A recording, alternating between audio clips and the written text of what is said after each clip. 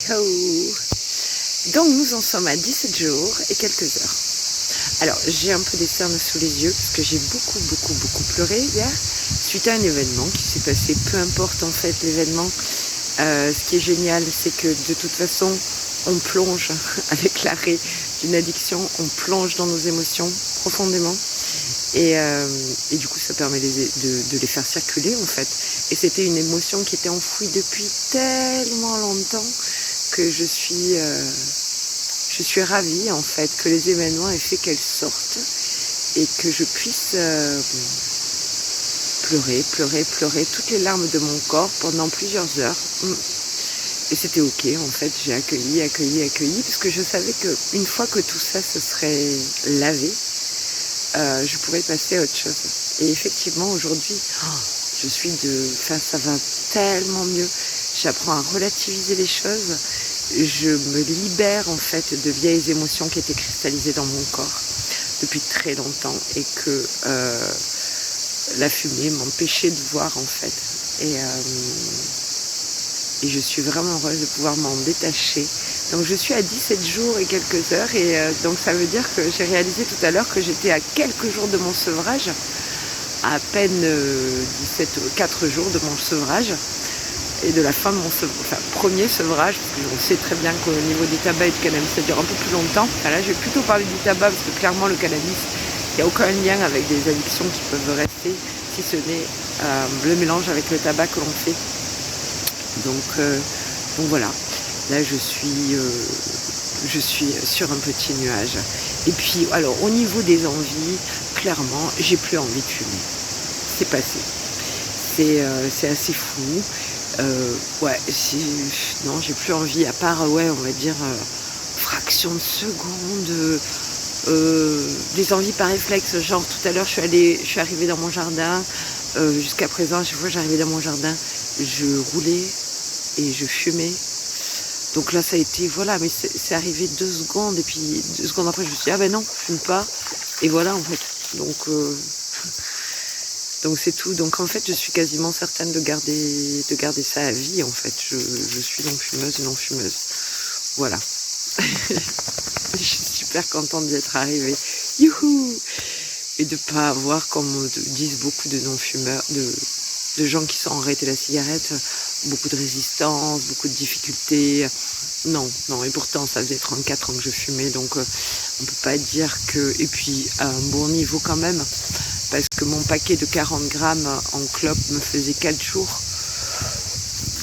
Ouais, c'est quand même beaucoup, parce que j'ai regardé, enfin entre 4 et 5 jours, donc j'ai regardé en faisant le calcul, ça fait 8 grammes, 8 par jour, ce qui équivaut à 22 cigarettes non roulées quand même. Alors même si c'était déroulé, du coup, en fait, j'en fumais moins. J'étais à 12-13 clopes, mais j'ai fait le calcul et ça correspond à 22 clopes non roulées de tabac. Quel plaisir! Donc là, je suis à une économie de plus de 100 €. Voilà, j'ai tous mes rêves qui sont revenus et ça me régale parce que du coup, je languis d'aller me coucher. C'est mon chien qui fait beaucoup de bruit.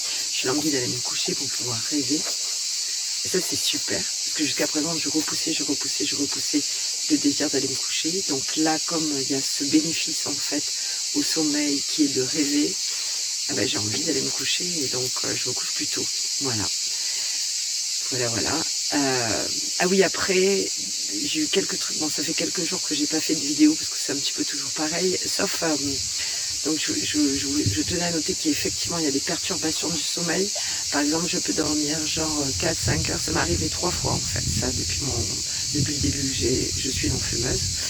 Où je dors 4-5 heures, après je me réveille et je n'arrive plus à me rendormir. Alors, c'est pas grave, je me lève, je fais tout ce que j'ai à faire en fait, et je fais une sieste. Quand je peux me le permettre, à l'horaire où je peux le permettre, et jusqu'à présent ça se passe très bien en fait, voilà. Et je dois dire que mon sommeil est très qualitatif, mais il s'est augmenté ces derniers temps. J'ai encore plus sommeil. Il y a certains moments où tout à l'heure, pourtant j'ai bien dormi plus de 8 heures cette nuit, j'ai bien dormi 9 heures, mais bon, j'ai beaucoup pleuré hier, donc ça y fait. Et là, j'ai quand même fait une petite sieste de 20 minutes, voilà, au soleil, là, dans mon jardin. C'est comme ça. Bon, en fait, je crois qu'il faut accueillir en fait tous les états, parce qu'il y a des effets secondaires qui doivent être propres à chacun. Et en fait, c'est ok de les accueillir, quoi. Voilà. Comme toute prise de médicaments ou quoi que ce soit, il y a des effets secondaires. Ceux-là, ils sont là, on les accueille et puis voilà, quoi.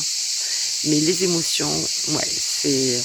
En fait, quand on fume, quand on boit, enfin, quand on a affaire à une addiction, c'est clair qu'on veut éviter des émotions. Et donc, quand on arrête, on a affaire à ces émotions. Et quand on a des outils pour pouvoir les gérer, qui sont les fleurs de bac, ou alors tout simplement se laisser traverser par l'émotion, enfin la technique que j'utilise maintenant depuis plus de 15 ans, et ben c'est génial parce qu'en fait c'est des techniques transformatrices. Donc je me transforme encore plus régulièrement que si j'avais juste arrêté et que j'étais face à mes résistances d'avoir envie de fumer, avoir envie de fumer. Non, en fait, ces résistances-là, ces envies-là, elles cachent des émotions, c'est tout. Donc il suffit de, oui, je sais quoi, j'ai envie de fumer, mais qu'est-ce que ça me procure en fait? Ça me donne envie de pleurer? Ben ok, je pleure alors. Et là, on est sur du sérieux, là, on est sur du changement, et on peut aborder la nouvelle nous qu'on devient en fait. Et c'est ça qui est génial. Voilà, à bientôt.